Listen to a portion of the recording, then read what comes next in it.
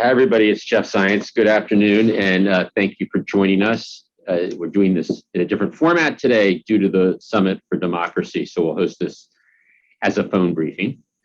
Today, Dr. Walensky will provide an update on the Omicron cases in the US and around the world. And Dr. Fauci will share the latest science and what we know about this new variant. First, I'll start with the president's aggressive plan to combat COVID and get people maximum protection this winter.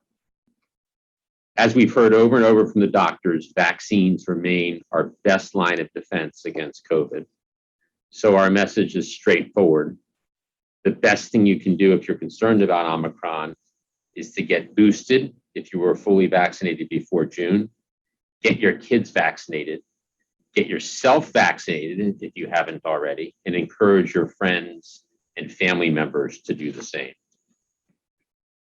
And more Americans are stepping up to do just that. Just in the last week, we've gotten 12.5 million total shots in arms.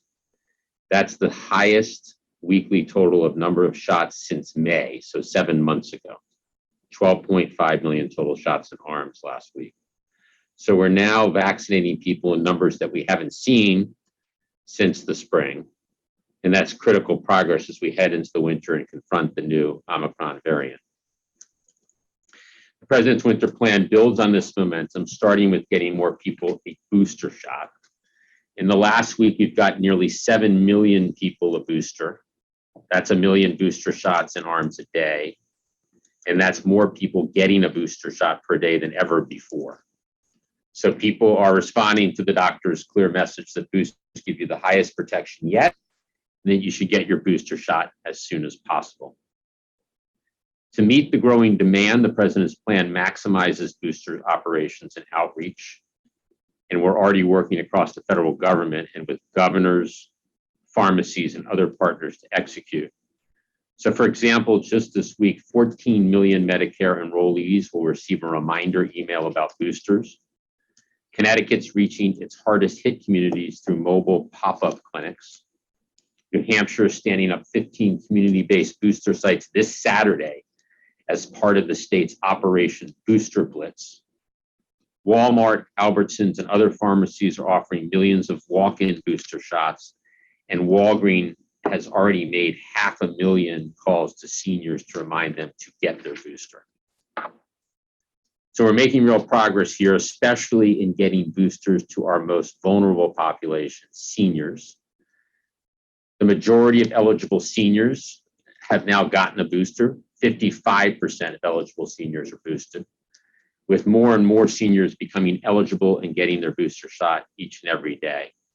A new survey from Leading Age, which represents more than 5,000 service providers, showed that 91% of nursing home facilities and 82% of housing and service providers have completed their booster clinics. At the same time as we get seniors and others boosted, millions of families across the country are entering the holiday season with a huge sense of relief because of our effective rollout of vaccine for kids. In fact, today we'll hit 5 million kids ages 5 through 11 with at least their first shot.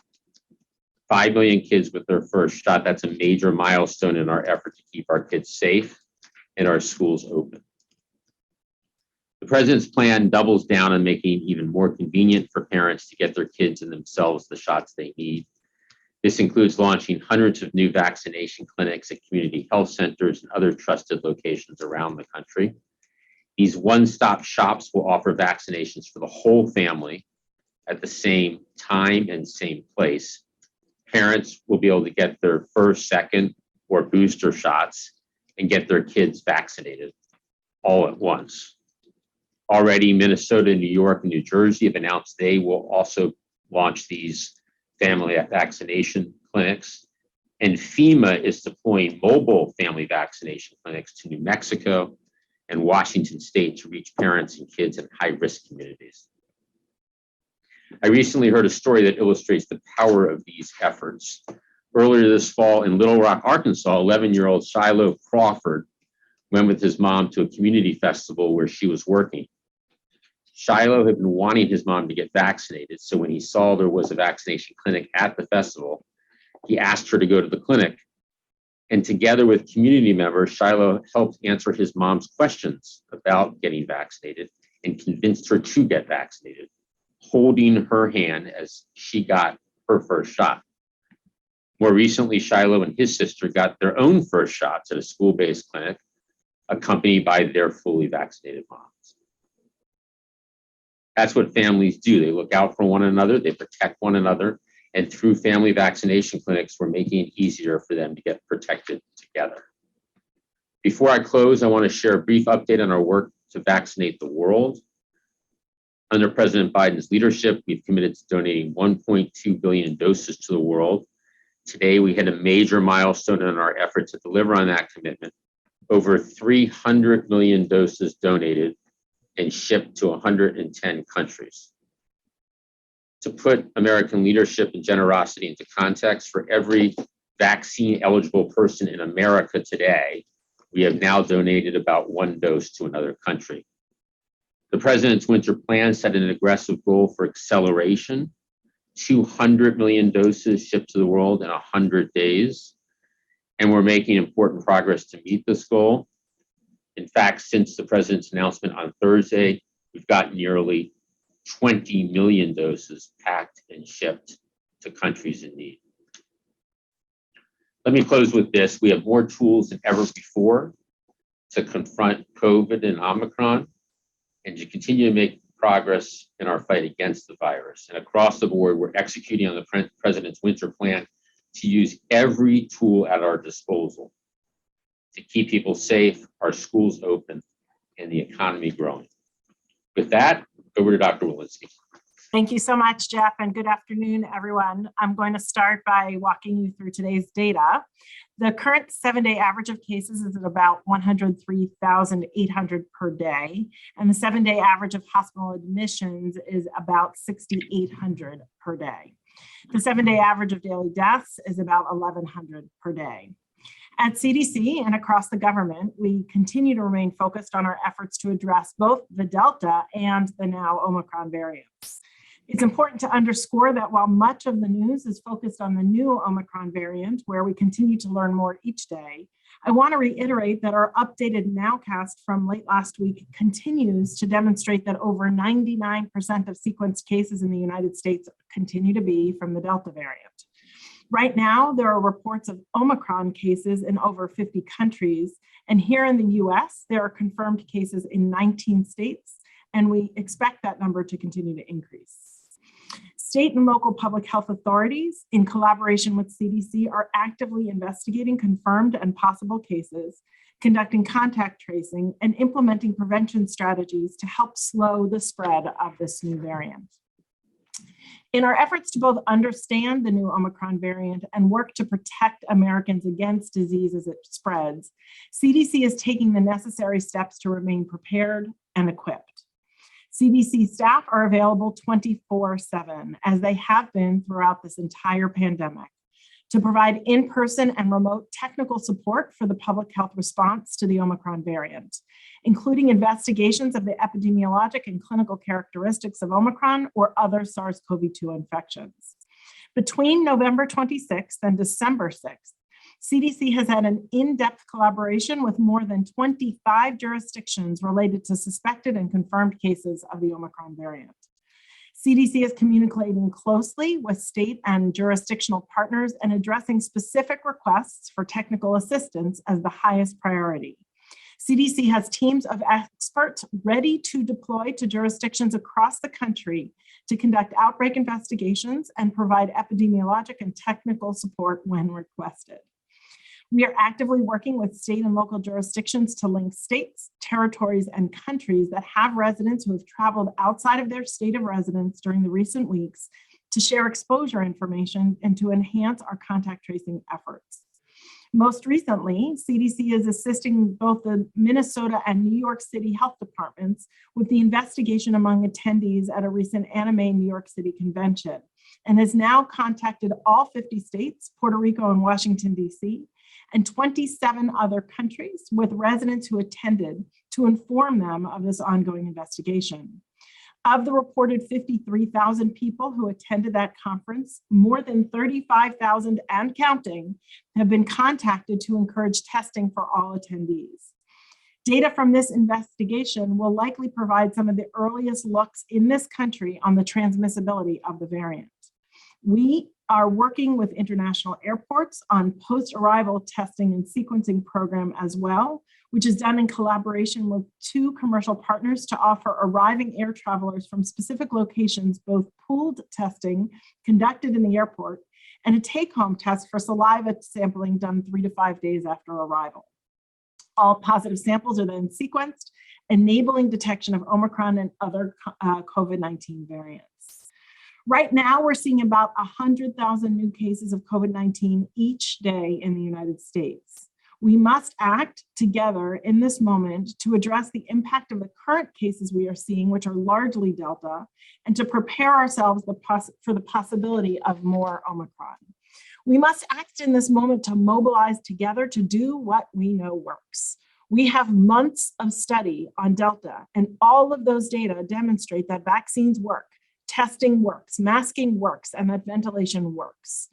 While we are still working to understand the severity of Omicron, as well as how it responds to therapeutics and vaccines, we anticipate that all of the same measures will, at least in part, provide some protection against Omicron. So if you are not yet vaccinated, this means getting vaccinated. If you are eligible to be boosted and you are not yet boosted, this also means getting boosted, along with wearing a mask in indoor public settings, frequently washing your hands, improving ventilation, physical distancing, and increased testing to slow transmission of this virus. At a time where there is much uncertainty with Omicron, we find ourselves in a far better position now than we were last year. We have gained knowledge and experience from addressing other variants, such as Delta, and we have far more science, tools, and treatment options available. Thank you. I'll now turn things over to Dr. Fauci. Thank you very much, Dr. Walensky.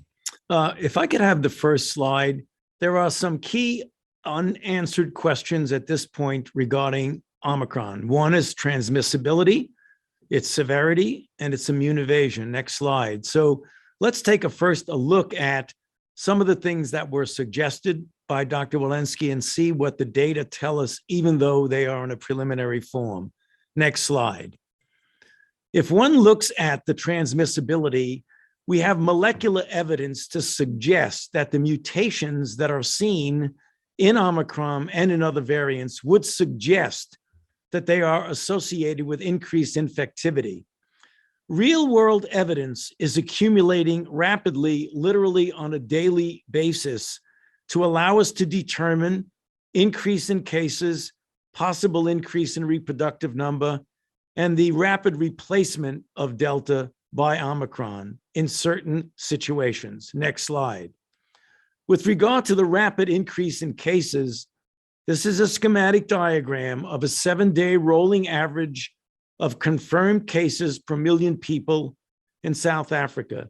The almost vertical inflection of this clearly argues towards a high degree of transmissibility. Next slide.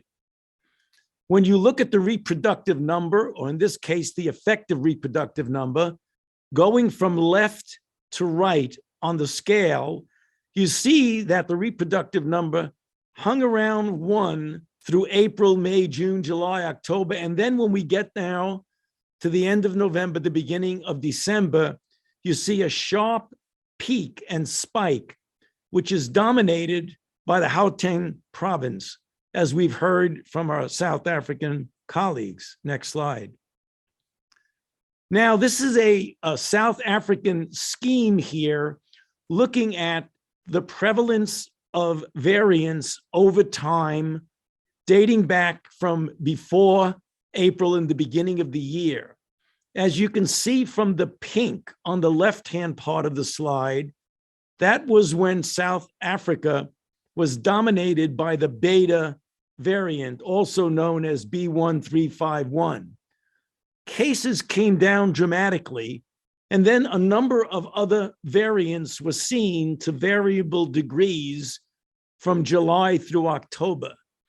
But look at the right-hand part of the slide.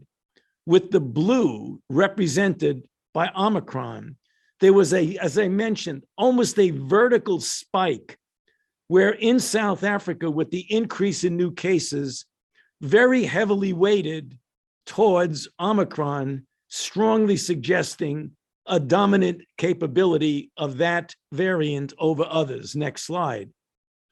Then you ask, what about the severity of disease? Next slide. Again, it is too early, if I have the next slide, it's too early to be able to determine, could I have the next slide, please?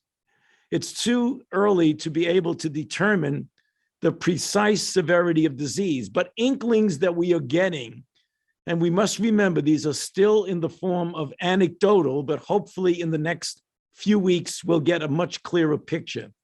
But it appears that with the cases that are seen, we are not seeing a very severe profile of disease. In fact, it might be, and I underscore might, be less severe, as shown by the ratio of hospitalizations per number of new cases. However, this could be influenced by the fact that many in this particular cohort are young individuals. The hospital stay seems to be less, and the use of supplemental oxygen needs to be less. Again, I caution you, these are still preliminary. Next slide. And then finally, there's the issue of immune evasion. How do you determine immune evasion? If I could have the next slide.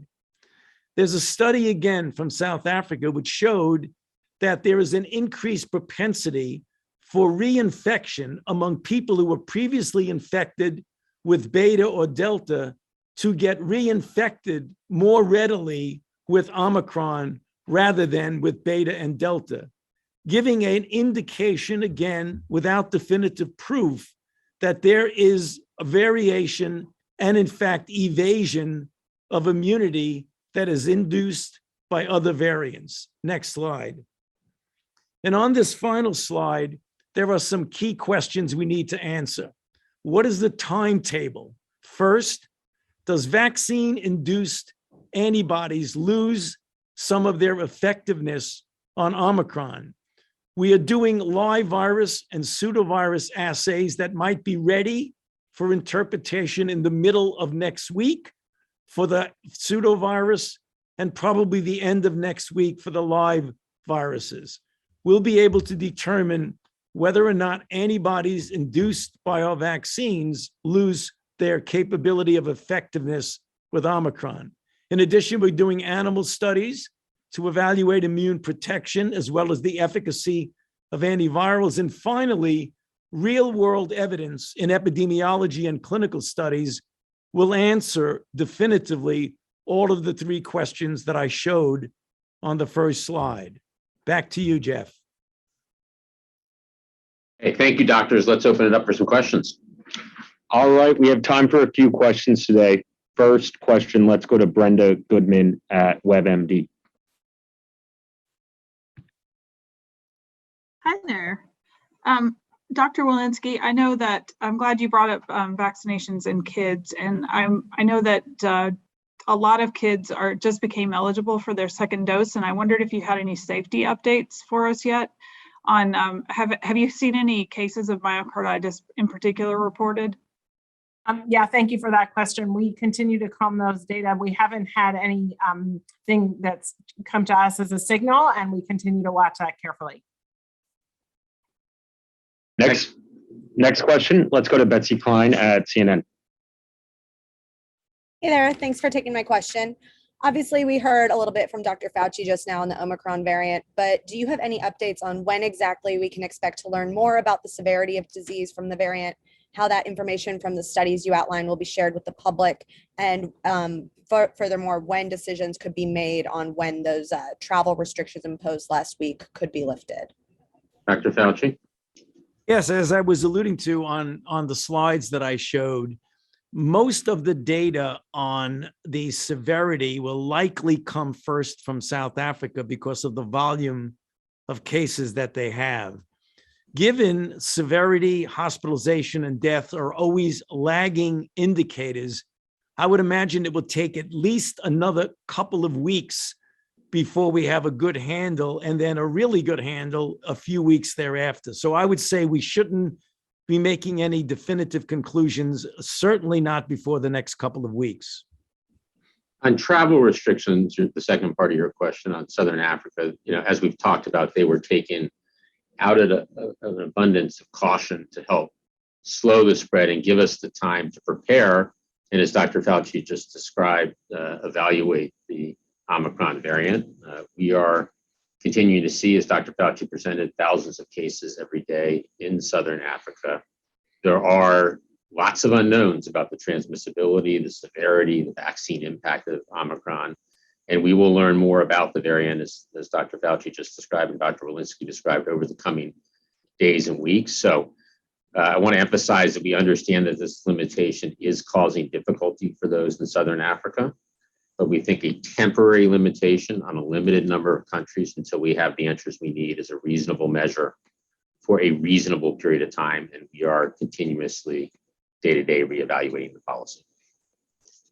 All right, next question. Let's go to Cheyenne Haslett at ABC News.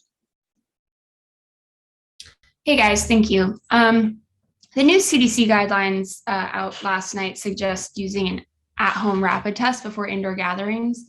Dr. Walensky, can you define what that means, when people should be using these tests and how often? For example, should people be using them before they go out to indoor dine, or is it just for larger gatherings?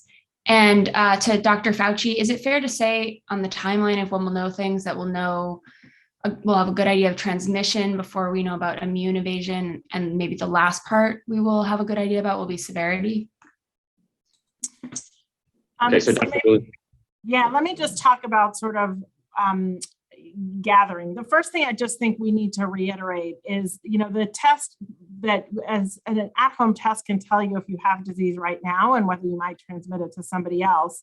But the best thing that we can do is to protect from getting disease. So of course that means vaccinating and boosting. That means wearing masks in public indoor settings, especially in areas of high and substantial transmission.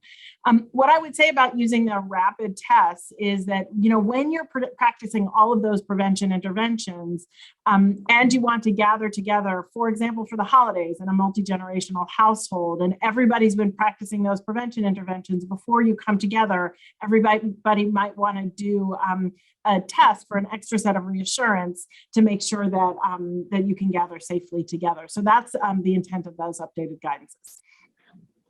Dr. Fauci? Yeah, with regard to the sequence of our ability to know transmission versus immune evasion versus severity, it should be understood that transmission and immune evasion are going to be rather linked, and it will be different depending upon the demography of the country that you're dealing with. For example, we have a much more vaccinated population than those in South Africa.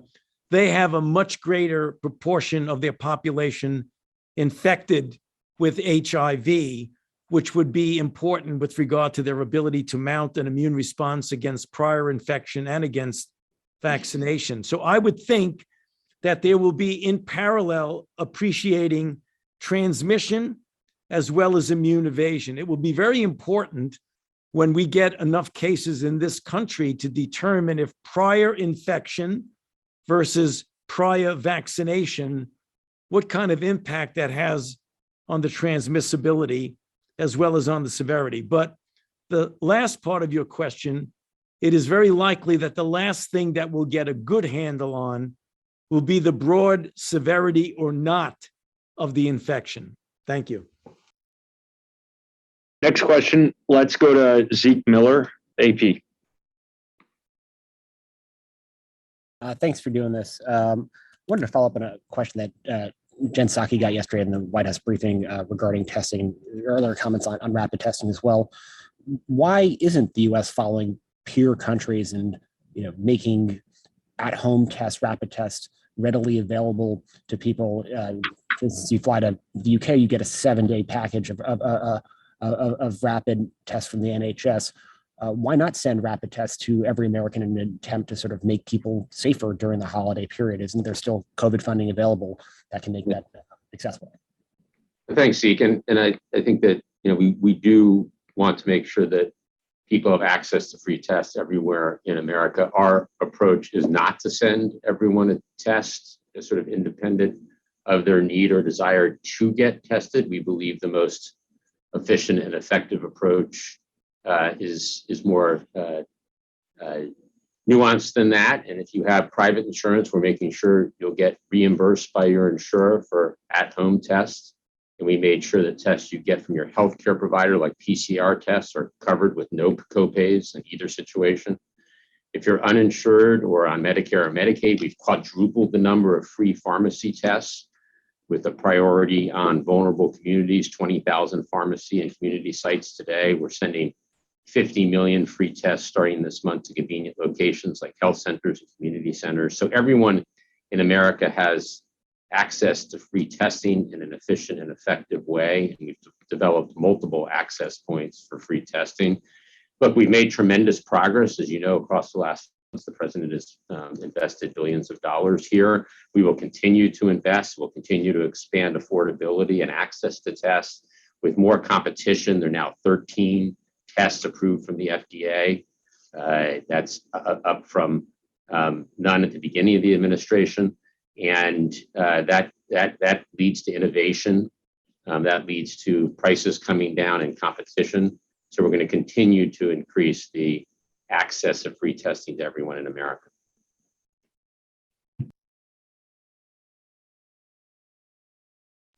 All right, last question. Let's go to Shannon Pettypiece at NBC. Hi, I guess along the line of these rapid tests, is there any concern that with more people doing these at-home tests, the CDC is going to lose visibility into how many cases are out there or what type of variants are circulating if so many people are doing the tests at home and that data is not going through a lab and getting reported? It's a good question. Over to you, Dr. Walensky. Yeah, it is a good question. We want to use these rapid tests because they're convenient and they let people do the right thing. They let people self quarantine or self isolate when they're positive, so that they can actually do the right thing and prevent transmissions. We are still doing over 1 million PCR tests a day, and many of those rapid tests, people seek medical care and then get a confirmatory PCR. So we really do still have quite a good window, but the rapid tests do allow people to sort of be empowered with their own health and also to protect their loved ones rapidly when they get a test that's positive. All right, everybody. Thank you for bearing with us in this different format today. We'll be back together later in the week. Appreciate everybody. Thank you.